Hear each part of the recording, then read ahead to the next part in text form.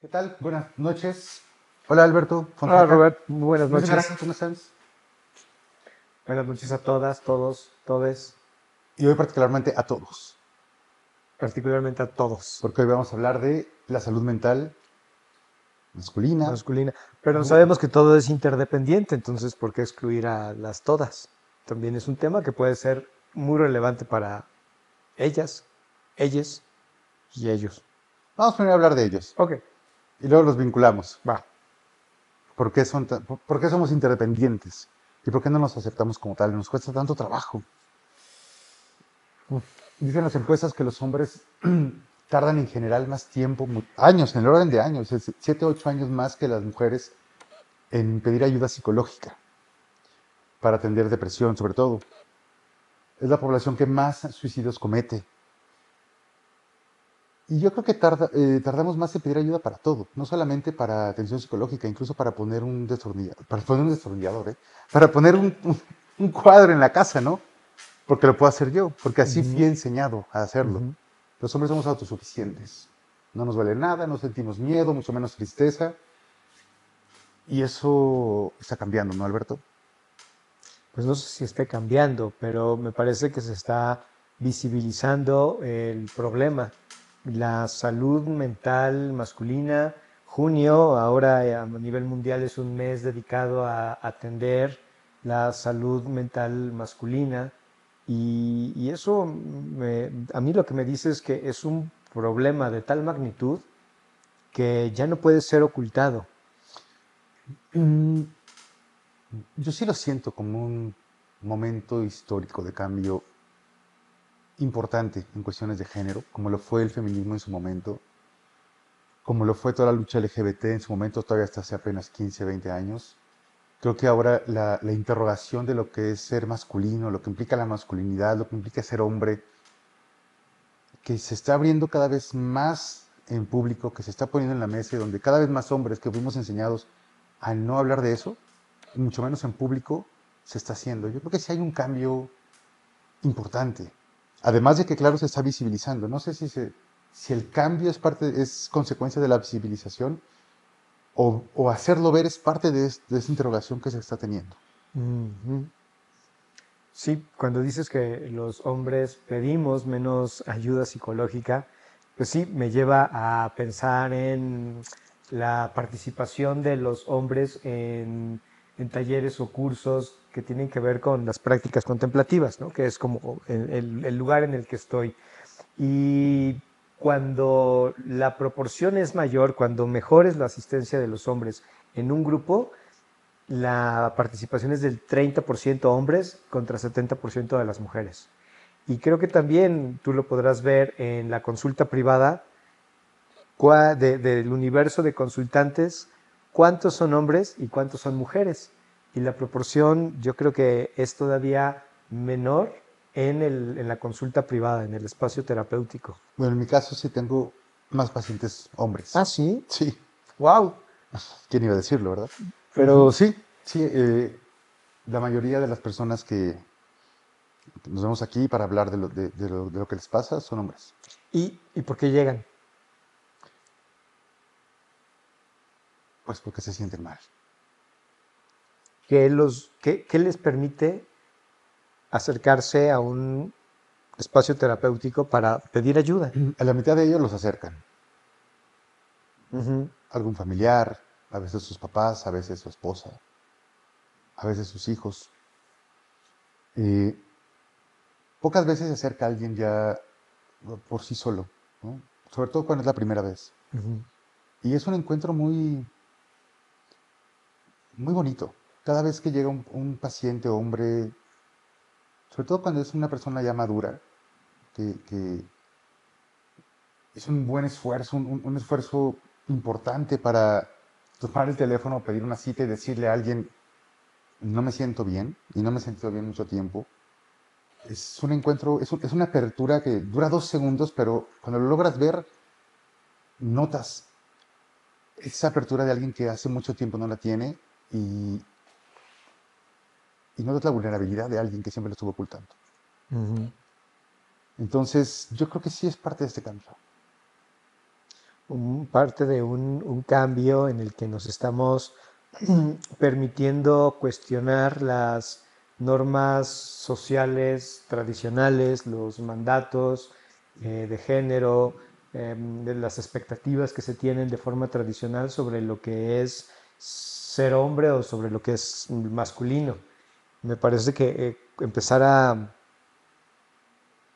cuestionar eso abre esas puertas del espacio terapéutico, esas puertas que puedan llevarnos a lugares donde como hombres podamos atender nuestra salud mental. Pues, ay, por cierto, muchas gracias por la silla, Luis, gracias por tenerlo en silla. Hoy estamos en silla porque me duele un poco la espalda. Me siento rey. Ah, mira, ¿ves? Sigo siendo el rey. Pero justo por ahí entran esa información, ¿no? Ujú. No importa qué me pase, yo sigo teniendo mi reinado de qué? De soledad y dolor, pero es mío, Mm. ¿no? Bueno, pues es que sí, esa Pues canción sí, ¿no? de José Alfredo a eso va, ¿no? No importa que sea un reinado de soledad y martirio, pero es mío y ahí sigo siendo el rey. Y parece fácil decirlo ahorita, casi burlarnos de ese emblema.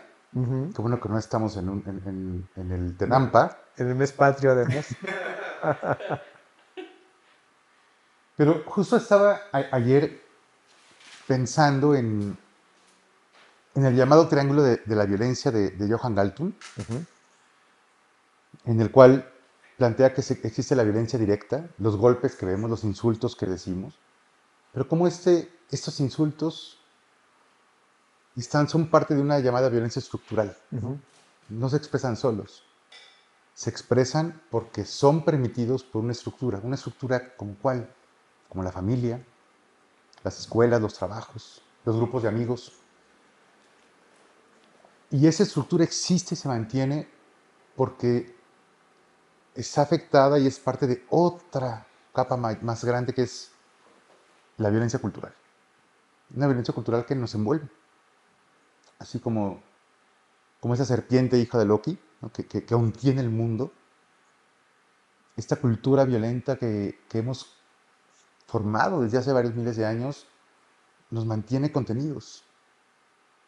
Y cuando uno piensa, bueno, hablar de masculinidades es comenzar a desvanecer o a transformar esa cultura, imaginemos que son palabras, son formas de conocernos, son formas de llevarnos que se han planteado durante 4.000, 5.000 años. Y que si de repente las quitamos y nos descontenemos, nos desbordaríamos. Entonces es ir cambiando esto que hemos aprendido en toda la humanidad, en toda la sociedad, ir creando una contención diferente al mismo tiempo que se está transformando esta otra que ya nos hace daño. Es que no sé si sea con una contención, tal vez sea formas distintas de expresar y vivir esa masculinidad, porque todo esto que de forma sociohistórica se ha construido, como dices, a lo largo de la civilización, l- en realidad lo que es un cúmulo de estereotipos sobre lo masculino, estereotipos masculinos, pero no así la masculinidad. La masculinidad es, Mm, es, es algo más, mm. es algo que no tendría por qué ser cooptado por un conjunto de estereotipos muy particulares, muy precisos, que sí efectivamente han sostenido la sociedad, han sostenido estructuras de poder, de opresión, han sostenido la virilidad de los hombres, pero no tiene por qué mantenerse así. Bueno, yo pienso que los estereotipos surgen cuando esta función que tenía algún comportamiento, alguna práctica, ya no la tiene. En algún momento en la historia cierta práctica tiene una función muy clara Ujú. y puede ser útil, pero en algún momento esa función o esa práctica ya no es necesaria y se sigue practicando por tradición. En el momento en que se practica y ya no tiene utilidad, al contrario, es contraproducente, causa más daño, causa problemas, evita cambios que se están haciendo en otros sectores sociales, entonces lo podemos llamar un estereotipo, algo que se está reproduciendo nada más porque así es, Ujú. sin saber por qué, ¿no? Eh, y es importante ver esto porque, aparte de que nos lleva a una forma más amable de interrogarnos, eh, nos permite vernos en un espejo histórico, saber que somos esto que ya no queremos ser. Cuando nos vemos enfrente algo que no queremos de nosotros y queremos cambiar, inmediatamente aparece un juicio. Es difícil que no aparezca un juicio frente a eso. Ujú. Pero cuando entendemos que eso que no queremos ver ha sido un linaje, una forma, un aprendizaje que hemos tenido durante varios cientos de años, sabemos que somos parte de eso, sabemos que estamos en un momento de cambio y nos juzgamos un poco menos. Y Ujú. eso curiosamente nos da más valor para poder llegar y tocar el consultorio y decir quiero cambiar y necesito ayuda. Ujú. Entonces creo que sí se tiene que mencionar la palabra estereotipos, sí tenemos que mencionar la palabra cambio, pero también verla con un poco más de conocimiento de cómo sucede para verlo con un juicio menos difícil de sobrellevar. Ok. Ahora, también pienso que si los hombres tenemos la suficiente humildad para voltear a ver otros muchos sectores que han tenido que transformarse, en parte por todo el patriarcado que hemos construido y solidificado desde el siglo XVIII, estamos en ventaja. Grupos LGBT, los mismos grupos feministas que surgieron a principios del siglo XX, tienen ya muchas prácticas y muchas maneras que tuvieron que crear juntos y juntas solas y solos como colectivos para enfrentar identidades y cambios que el mundo de hombres no los forzaba. ¿No? Pero todo ese impulso de alguna manera se está viendo como detenido o amenazado por estos movimientos tradicionales o tradicionalistas, conservadores, reaccionarios, que buscan regresar las formas o la forma de la masculinidad hacia esa masculinidad totalmente cerrada, totalmente inflexible de hace años. Entonces también, no sé, pienso en una eh, no sé si llamarlo como el mejor momento, que también podría ser discutido desde la perspectiva de que tenemos este movimiento reaccionario en función de los grandes avances que hemos tenido y que sin esos avances pues no se vería la necesidad de que surgiera desde estos lugares ultraconservadores la necesidad de recuperar esa masculinidad que pues eso sostenía la identidad de muchos, muchos hombres. Pienso que es más bien al revés. Creo que estos sectores se sienten amenazados Sí, por y supuesto. reaccionan de esa manera. Ujú. Y se sienten amenazados porque creen desconocer otras formas de expresión Ujú. o realmente las desconocen. Yo sí percibo que son grupos, si bien todavía muchos de ellos con poder, cada vez menos. Eh, Ahora, la historia sí nos muestra esos péndulos que van y vienen de radicalismos que a veces tienen que chocar para poder encontrar formas más llevaderas de cambiar socialmente, ¿no? Son pocos los movimientos sociales los que realmente son revolucionarios, que realmente revuelvan todos en Ujú. poco tiempo. Casi siempre son más bien paulatinos en estos péndulos que van y vienen. Y si los comparamos en los últimos 50 años, ¿no? A finales todavía de los años 90, ¿no? De los años 2000, ¿no? 90, eh, podemos ver que estos radicalismos están muy presentes y nos dan miedo, ¿no? Está muy cerquita apenas cuando se ganaron ciertos derechos, pero cuando los vemos con un poco más atrás, hace 200 años, el cambio es tremendo, Ujú. la diferencia es brutal y difícilmente vamos a regresar a como estábamos hace 200 años. Espero, no lo Sí, sé. sí, sí, sí, me surgió así una pregunta epifánica eh, y es, y con el ánimo tal vez de regresar a esto de la salud mental masculina, eh, me parece que qué emociones el hombre de hace 500 años, 200 años, 50 años y el hombre actual, qué emociones el hombre se empeña por reprimir o no sentir. Y me parece que hay emociones que serían comunes independientemente del siglo que estemos viviendo. No sentir. No sentir. Pues de entrada yo creo que miedo. Hay una escena muy interesante de Sigmund Freud con su maestro, cuando le critica su propuesta de la histeria, y le dice al maestro, al final de su vida, es que yo era un histérico, ¿no? ¿Yo era qué? Un histérico. Y el maestro estuvo todo el tiempo ninguneándolo por el temor al reconocimiento de su propio diagnóstico. Ujú. Que aparte es bien interesante cómo, por lo menos en el siglo XIX y prácticamente todo el XX, o casi todo el XX, los diagnósticos eran creados y formados, los diagnósticos de salud mental, por hombres, para una población que casi que era la menos atendida, que eran ellos mismos. Ujú. Bueno, Ujú. eso es muy interesante. Cuando yo estudié psicología apenas hace 25 años, 26 años, éramos 7 estudiantes, hombres por cada 30 mujeres más o menos en los salones de psicología de la facultad. 7 por 30. 7 Wow. por cada 30. Ujú. Hace apenas, bueno, no hace apenas, es muy relativo, pero hace 25 años. Ahora vas a la facultad de psicología y yo creo que hay una población más o menos equivalente entre hombres y mujeres.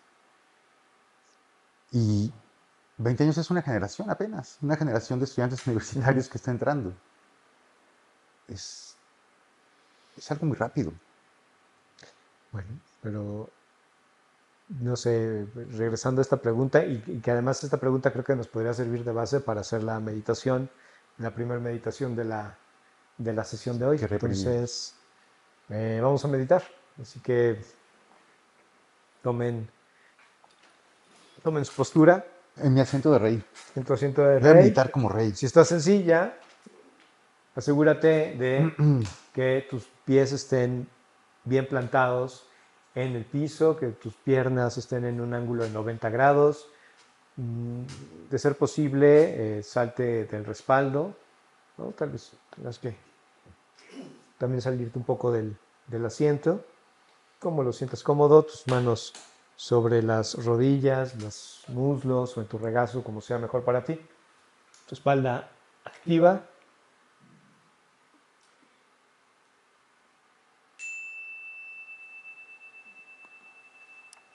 Casi un punto muy interesante, Alberto, porque mencionas, bueno, nos guías para que contactemos con una emoción y la nombremos. Cuando ese es nuestro talón de Aquiles. Nombrar lo que sentimos. ¿Sí? A veces el problema no es que lo sintamos, es que para poderlo expresar, ese sentimiento tiene que llevar un nombre. Ese es el nombre que no nos gusta o no nos enseñan. Ujú. Y es interesante porque puede resultar frustrante saber que estás sintiendo algo al que no le puedes nombrar. Es que sabemos el nombre, A pero veces sí, a veces no. me parece que sabemos el nombre, pero hemos estado sometidos a un eh, programa de condicionamiento en el cual en algún momento conocimos la emoción, la supimos nombrar, pero como hombres lo que vino fue un mandato de qué hacer con esa emoción, ¿no? Y pienso en la imagen de un niño, no sé, 5 o 6 años, que se cae o por alguna razón está llorando, y lo que viene de adultos alrededor, hombres y mujeres, es no chilles, solo chillan las viejas. Y usted no es vieja. Y eso me parece que nos empieza a generar una distancia de la emoción, pero no es que no la sintamos, las sentimos, solo que ahora, como niño, sé que está mal sentir tristeza o que está mal sentir miedo. Y eso me va alejando, alejando de tener una conciencia emocional. Yo difiero. Yo creo que a veces, para que podamos nombrar una emoción, la tenemos que sentir varias veces. Ujú. La tenemos que identificar en varios lugares. Y a veces sí podemos sentir algo que intencionalmente no queremos nombrar o sin querer, ¿no? O sin saber no lo nombramos. Pero a veces no podemos ni siquiera identificar cómo se llama, cómo- qué se siente eso que estoy sintiendo. Ujú. Justamente porque no ha habido oportunidades para poderlo experimentar. y realmente no pueden sentirlo. Muchos hombres que no solicitan ayuda, a veces no es porque no quieran, es que no saben ni siquiera identificar qué tienen. A veces les cuesta trabajo decir algo tan simple como me siento triste. Hombres de 60, 70 años que están en duelo porque murió su hermano, murió algún familiar y que no han podido librar el duelo porque es una emoción que nunca habían podido experimentar, ni siquiera la habían podido socializar entre hombres de su familia. Bueno, es que el nivel de la socialización y de externarla y incluso asignarle un nombre, me parece como un momento posterior a la experiencia. Seguramente ese hombre de 60 años, de forma previa, en otro momento de su vida, ha sentido esa tristeza. Incluso ha tenido una aproximación a decir, esto es tristeza, pero creo que ahí es donde vienen todos estos condicionamientos sociales que como hombres nos hacen alejarnos de la emoción, reprimirla, ocultarla o tratar de hacer algo para que se vaya esa emoción. Y claro, eso es como un proceso que se va reiterando, que se va repitiendo una y otra vez, va a desencadenar en un alejamiento total de nuestras emociones. Pero la Mm, experiencia emocional de tristeza ahí está. Dicen las personas lusófonas que solamente ellas pueden sentir saudade. Las personas. Lusófonas, las que hablan portugués. Ah, ya, ya, ya. Sí, esa emoción de la que Y empezó a cuando yo escribir viví, tanto. exacto, el samba es saudade, pura saudade. Añoranza por eso que fue, ¿Qué fue? pero no es una añoranza nostálgica como la sentimos o como la nombramos en español. Es una añoranza y una nostalgia amorosa, gozosa, sufriente al mismo tiempo. Ujú, Eh, Difícilmente la podemos experimentar y nombrar mucho menos si no hemos vivido en un ambiente lusófono. Los no lusófonos no podemos sentir saudade. No tenemos un contexto que nos ha llevado a nombrar ese grupo de experiencias, porque no es una sola experiencia, son varias cosas que sentimos cuando sentimos algo. Hay emociones más simples, sí, claro, ¿no?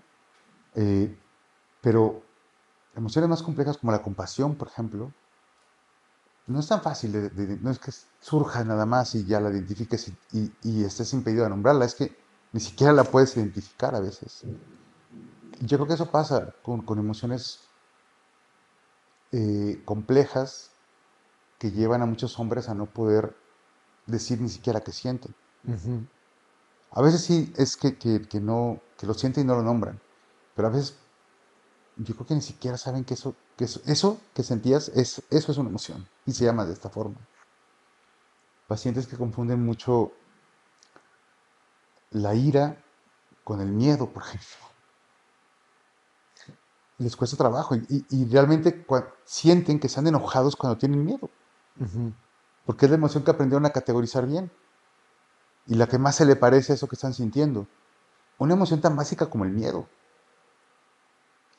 Entonces, sí, yo creo que una parte del, más que condicionamiento, una parte de este aprendizaje, eh,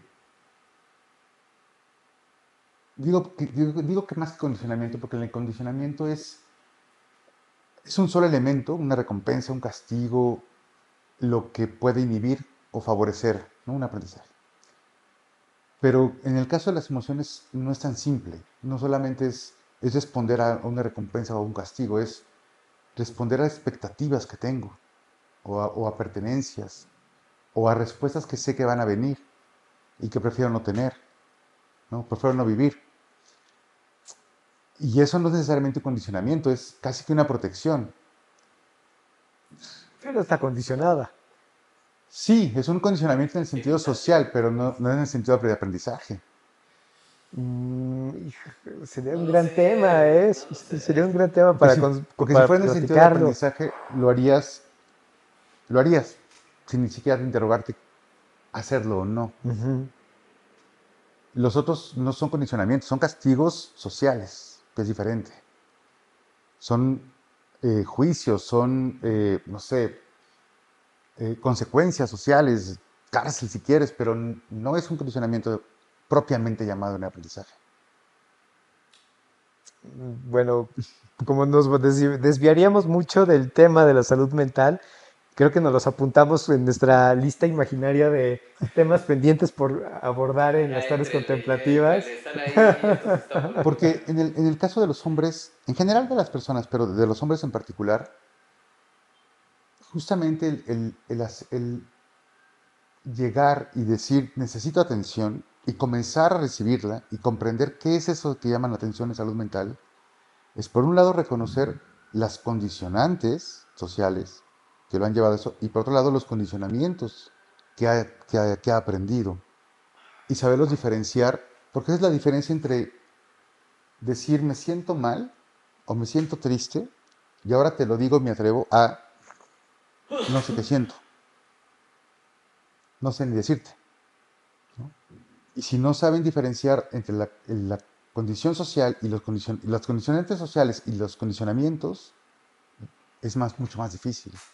Claro, y al respecto lo que me viene a la cabeza es que el- la labor del terapeuta o de los espacios terapéuticos o incluso psicoeducativos será acompañar a esa persona de inicio a una alfabetización emocional para poder entender cuál es la experiencia sentida y desde ahí poder nombrarla y poderla ir eh, pues desmenuzando. Sí, yo me iría incluso un paso antes, al registro corporal. Ujú. Eh, ya sé cómo lo nombro, pero a ver, ahora siéntelo.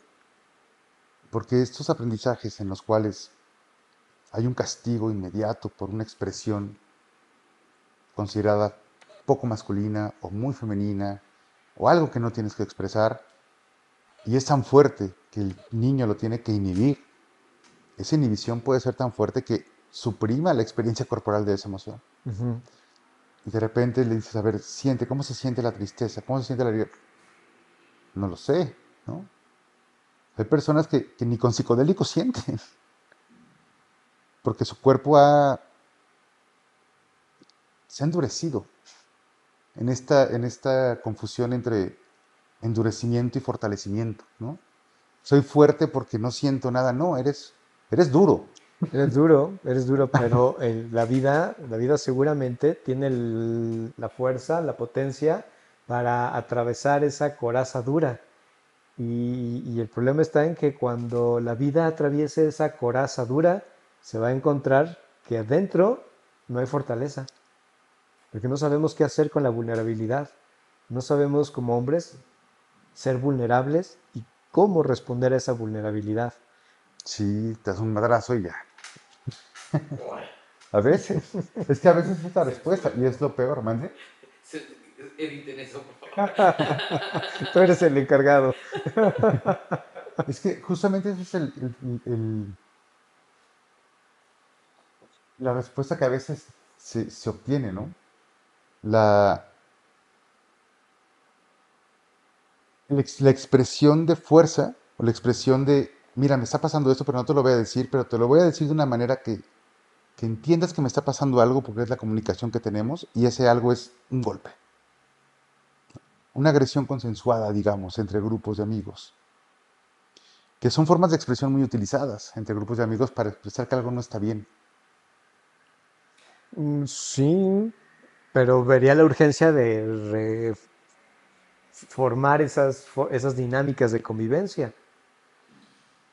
Pues sí, O sea, porque también puedo pensar en un compañero de la primaria, secundaria, que su forma de gritarle al mundo que vivía violencia en casa era era ser violento. siendo violento con Claro, todos los que estábamos a su decía yo alrededor. qué culpa tengo de cómo viviste, compadre. Pues, ¿No? exacto. Creo que viene un momento epifánico en el que Luis va a decir algo. Es que estoy pensando si lo suelto o no, porque justo sería regresar a lo que no tiene que ver tanto con el tema de hoy. Pero, por ejemplo, ah, Rita Segato habla justo de las expresiones, las manifestaciones de las emociones que son validadas a partir del género, ¿no? Y justo ahorita con lo que dices, Roberto, o sea, yo discrepo de que los hombres no tengamos conocimiento mínimo del reconocimiento de las emociones, porque al final elegimos una manifestación agresiva o violenta para expresar que algo no está bien. Es decir, teniendo la opción de mostrar el llanto, de mostrar palabras, de solicitar un abrazo, elegimos el golpe. Eso quiere decir que hay un entendimiento de que algo no está bien, pero lo que yo estoy decidiendo es la forma en la que lo manifiesto. Y en ese sentido, yo recurro a la conducta aprendida y validada y reforzada y no castigada. Y por eso Rita Segato habla justamente de la validación genérica de las conductas y de las emociones. Ahorita hiciste un ejemplo fuertísimo que me parece muy importante, que es el paso entre el miedo y la ira es la manifestación, ¿no? Porque el miedo en sí genera o está emparentado o cercano a la ira, así como la ira está emparentada o cercana al miedo. Entonces, la conducta reforzada o castigada es la que manifiesta o permite la expresión de Sí, ese. el problema que Rita Segato lo plantea desde el ámbito sociológico. Y en ese nivel su explicación tiene todo sentido. Pero ya no entra en el ámbito de la subjetividad, del aprendizaje, de cómo se aprenden, cómo se validan. Esa validación requiere un aprendizaje. Ese aprendizaje sí o sí requiere un cuerpo. Y ella no se mete en ese terreno, no es su expertise. Y cuando tienes que hablar de miedo o de iras sentidas y diferenciadas, te tienes que meter con el cuerpo. Que claro que implica una validación en la cual tú decides qué hacer. Pero tú decides qué hacer cuando las opciones que tienes son opciones. Tener una gama de elementos para poder tomar una decisión son solo elementos de decisión si los tomas como decisión, no porque estén presentes. En el ámbito sociológico, claro que están presentes una multiplicidad de expresiones. No quiere decir que tu cuerpo las tenga registradas como opciones para decidir. Son diferentes niveles explicativos. El de Rita Segato es un nivel sociológico. Ahí tiene todo el sentido de la validación. Y se trabaja a un nivel de validarlas institucionalmente, educativamente, irlas mostrando. Pero el cuerpo es otra cosa. Pero ahí entra la aproximación que compartió Alberto respecto a el castigo, en lo corpóreo. O sea, se castiga el llanto físicamente, no solamente socialmente, físicamente se castiga. Sí. Justo por eso, para el niño, deja de ser una opción comunicar de otra manera. Ahí está la opción, claro, tú puedes llorar. De las referencias académicas, yo me iría a la cultura pop, a Star Wars. La filosofía Jedi a mí me parece que está sustentada en la represión de la emoción. Toda la serie de Star Wars, toda la filosofía y la gran filosofía que se le atribuye a los Jedi, ¿no? En voz de Yoda o de Obi-Wan Kenobi, tiene que ver con reprimir ciertas emociones. Reprimir la tristeza, reprimir de la que más se habla y se desarrolla en grandes diálogos, reprimir el miedo, porque el miedo lleva al lado oscuro, ¿no? O sea, a mí lo que me dice la filosofía Jedi es: no sientas la emoción porque te va a llevar a lugares oscuros. Demonios, ya me ves a Yoda. Yoda era un macho de su tiempo, un macho progresista de su tiempo. ¿Por qué progresista? Porque él quiere avanzar un poco. O sea, quiere que dejes ¿sí? de estar aventando golpes y siendo agresivo, sí, que lo contengas. Pero no está solucionando de fondo esto que hablamos de la salud mental. Valida la emoción. No valida la emoción. Está reafirmando que esa emoción, miedo, es algo negativo. Así que si lo sientes, reprímelo.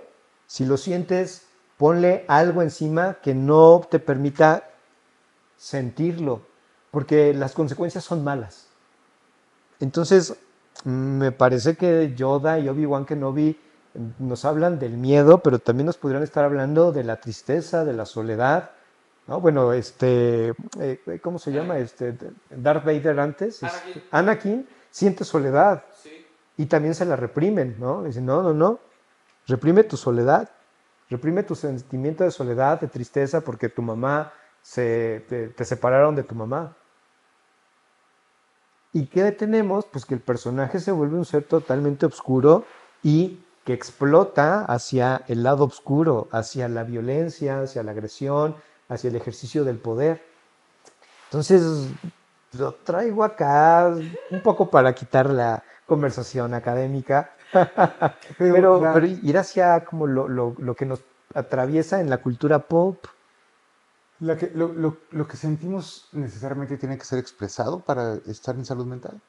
No lo sé. Los Mm, estoicos quizá eran los más saludables y eran no Pues sin que puede represión. haber una expresión a nivel, un diálogo interno y también una exteriorización, ¿no? Un decir, hey, ojo, estoy sintiéndome triste. O un reconocimiento consciente que Ahora, además las prácticas contemplativas es hacia donde nos llevan.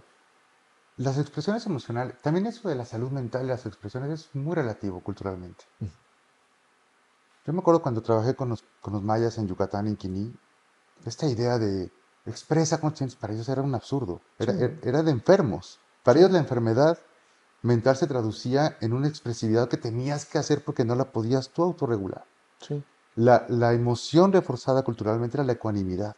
En la medida en la que podías ser ecuánime y responder tranquilamente a cualquier evento, mostraba salud mental.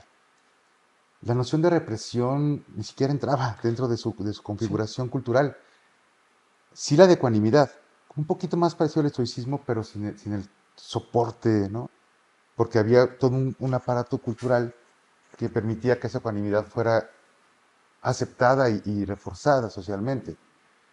Entonces también la manera en la que hombres y mujeres expresamos emociones de manera saludable es muy diferente en cada círculo. Sí, en la exteriorización no me refiero como a una expresión catártica, que además la psicología ya ha visto que no siempre da buenos resultados esas expresiones catárticas, ¿no? Como tirar golpes. Como Como tirar tirar golpes o golpes. gritar, sí, no, no, no, no, no. Además, quizás ni siquiera atienden el origen de la emoción, ¿no? La necesidad subyacente que está ahí y que está dando lugar a que surja la emoción. Buscamos desarrollar para identificar la emoción, nombrarla y, como decimos, sostenerla, no perpetuarla. Sostenerla me refiero a reconocer que está ahí, entenderla, escuchar, porque las emociones tienen esa sabiduría y creo que también es una de las grandes pérdidas que tenemos los hombres cuando no sabemos reconocer nuestras emociones y es la sabiduría de esas emociones. Como hablábamos la sesión pasada de la soledad, ¿no? La soledad me está diciendo, hey, revisa tus vínculos, ¿no? Me está diciendo, si lo escucho con sabiduría, el sentirme solo me haría reformar o repensar cómo me estoy vinculando con los demás. Y cuando como hombres no contactamos con esas emociones, nos perdemos de esa sabiduría. Un ejercicio que, que yo he hecho y yo creo que es muy bonito hacerlo con cualquier género, pero con los hombres es más interesante. Primero es diferenciar entre emociones, sentimientos, estados de ánimo, porque accedemos a ellos de diferentes maneras. Ujú. Y las emociones, cuando nos referimos a ellas, casi siempre nos referimos a esta respuesta o esta expresión que tenemos que hacer cuando algo nos provoca algo en ese momento. Eh, y eso, sí, claro que puede ser condicionado, puede tener condicionantes sociales, pero creo que lo que está más en el fondo y a lo que tenemos más acceso es a los denominados sentimientos. Por ejemplo, en la contemplación, sí a veces podemos acceder a una emoción ¿Mm? para situarnos, para observarla, pero la compasión, por ejemplo, yo la considero más un sentimiento que una emoción, salvo que esté realmente viendo el sufrimiento de alguien y esté expresando algo por eso que esté observando, ¿no? Ujú. Pero la contemplación del sufrimiento o de la compasión es más bien un sentimiento. Y cuando logramos acceder a ese sentimiento evocado con su historia, y sabemos que es un sentimiento nuestro que está de fondo, y entonces sí lo vamos bajando al cuerpo, ahí sí que podemos más fácilmente darnos cuenta que ahí estaba todo metido, ¿no? Pero hacer esa distinción entre el sentir y el emocionarse en este ámbito de la salud mental tiene que ser cada vez más abierto, ¿no? Tenemos que manejar cada vez más el lenguaje de las emociones de manera más sofisticada porque así lo estamos demandando. No sé si sea lo que tenemos que hacer, pero así lo estamos demandando. Esta práctica es una demanda de alfabetización de emociones, ¿no? Aprende de todo esto y en donde vayas hasta así. Yo creo personalmente que esa sofisticación de exigencia emocional en todas las sociedades nos va a llevar también a un colapso de que vamos a acabar diciendo, ya, lo vamos a llamar una sola, ¿no? No me siento bien, no me siento mal. Pero mientras eso pasa, en este intento de sofisticar nuestras expresiones, un intento que como hombres podemos hacer es diferenciar. ¿Qué estamos sintiendo frente a algo?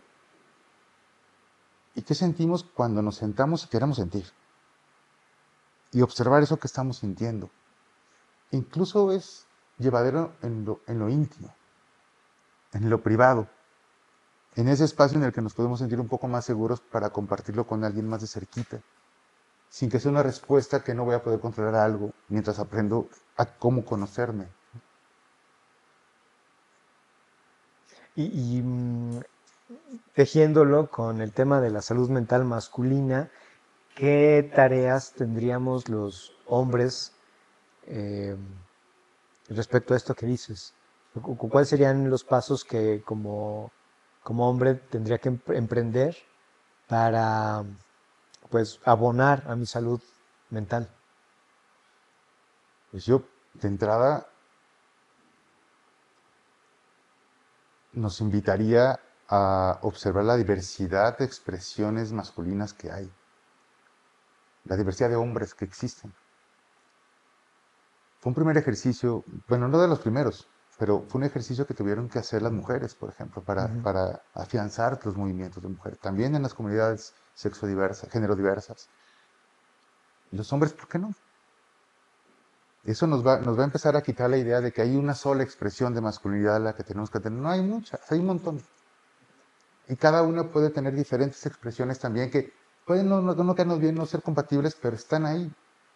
Y solamente aceptar que hay diversidad de formas de expresar el ser hombre ya es un paso muy importante. Y creo que es el primero que tenemos que dar, porque la masculinidad se ve, como dijiste al principio, como algo monolítico. Así es. Y pues no. Es muy diversa, tan diversos como hay hombres en diferentes comunidades, ¿no? Ujú. Ok.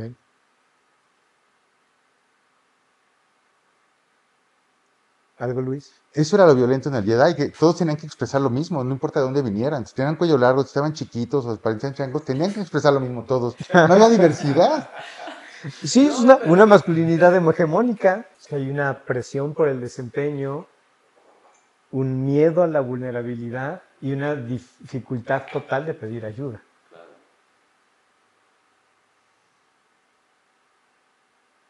Gracias, Luis, por el gran aporte. Pero ¿Cómo habrá sido ser hombre en la época del Buda? ¿El Buda dijo algo sobre lo masculino o algo parecido? Mm, De manera así particular, él, él no distinguía entre hombre y mujer, ¿no? Mm, Me parece que el contexto, somos nuestro contexto, ¿no? Y el Buda ya había hecho mucho al desarticular o eliminar el sistema de castas desde su forma de ver el mundo, eh, lo cual también me lleva a concluir que para el Buda no había relación de jerarquía entre hombre y mujer. Sí, porque hablaba con quien fuera con él, Hablaba sea con fuera quien mujer o fuera, hombre. ¿no? O sea, ves, al inicio no abrió la comunidad monástica a las mujeres, más por cuestiones culturales. O sea, creo que ya se había metido con mucha gente como para además tener ese giro, un giro más a su revolución, pero lo hizo posteriormente a petición de su esposa y su primo. De decir, oye, también incluye a, porque si tú estás hablando del ser humano, de la mente humana con la capacidad de lograr la liberación, tú no estás distinguiendo entre hombre y mujer, porque entonces de facto estás distinguiendo. Entonces, En los países donde predomina el budismo, la proporción de hombres y mujeres, monjes, ¿qué tan equivalente es? es un dato que con precisión no lo tengo. Sé que varía de país en país. Hay países donde efectivamente hay más población de monjas actualmente que de monjes hombres. Pero a nivel global desconozco si haya Y, una relación, hombre o mujer. y jerarquías dentro del budismo que sean más atribuidas a hombres que a mujeres. Eso es lo que decepcionante de cualquier institución religiosa, que está atravesada por el patriarcado, ¿no? O sea, el hecho de que sea una institución budista no la extrae de estar Bueno, pues también en la las chance, se creó hace aguas. 2500 años. Sí, sí. Creo que los hombres desde hace 2500 años nos hemos sentido profundamente vulnerables ante reconocernos en una relación horizontal con las mujeres. Y eso ha llevado a construir instituciones totalmente jerarquizadas, ¿no? Años después de la muerte del Buda, ¿no? Pues se empezaron a desarrollar estos códigos de ética donde para los hombres no pasaban más allá de las 40 normas, mientras que para las mujeres iban más allá de las 200.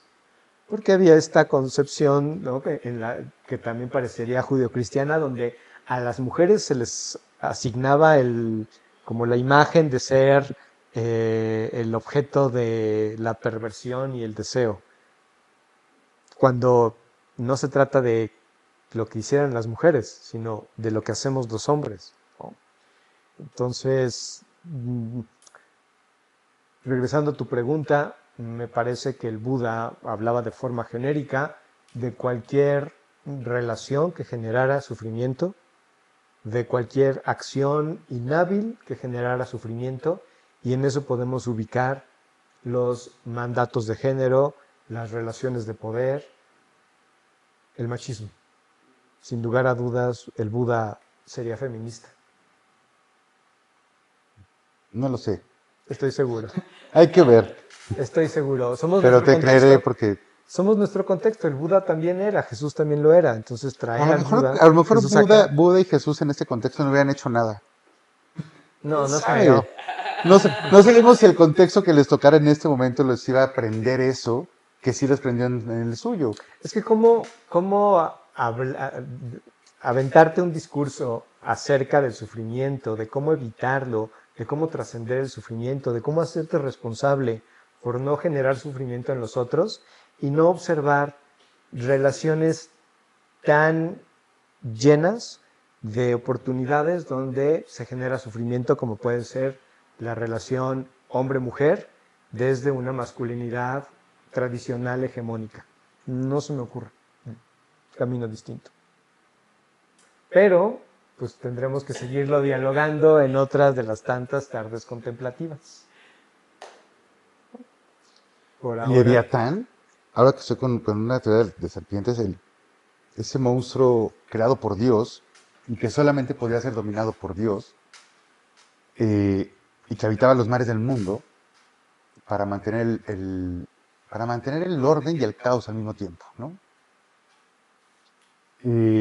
Que es luego el que retoma Thomas Hobbes como la figura del Estado al cual le tenemos que ceder nuestra libertad para que nos ordenen el caos porque somos unos humanos que no podemos hacerlo. Había dos leviatanes y Dios en su infinita sabiduría mató a la hembra. Desapareció a la leviatán hembra para que hubiera uno solo. Porque ok. si no iban a ser demasiados leviatanes. Ahora, preguntas, ¿qué tienen que hacer los hombres? ¿Qué tiene que qué? Eso hay que hacer los hombres. Agarrarse la manita de vez en cuando. Pues sí, conectarnos, generar Exacto. comunidades No tienen que ser literal lo de la manita. compasivas, amorosas, donde podamos Caminar juntos. caminar juntos. Y y sí, generar comunidades donde podamos como sostener el sufrimiento del otro, sostener el sufrimiento propio. No habría como hombres por qué cargar el sufrimiento solo cuando vivimos interconectados y vivimos en comunidad. Eh, Creo que en un sentido espiritual la existencia de comunidades tiene el propósito de sostener esa condición humana del sufrimiento. Y nos hemos olvidado de ellos, nos hemos apartado de eso, nos hemos hecho duros, hemos pretendido ser invulnerables y ser autosuficientes, y ese mito, la salud mental o el resultado que tenemos en la salud mental lo echa por tierra. Hay que vetamos al Leviatán. ¿Ok? Montemos el Leviatán del caos. Bueno. Pues sí, ¿no?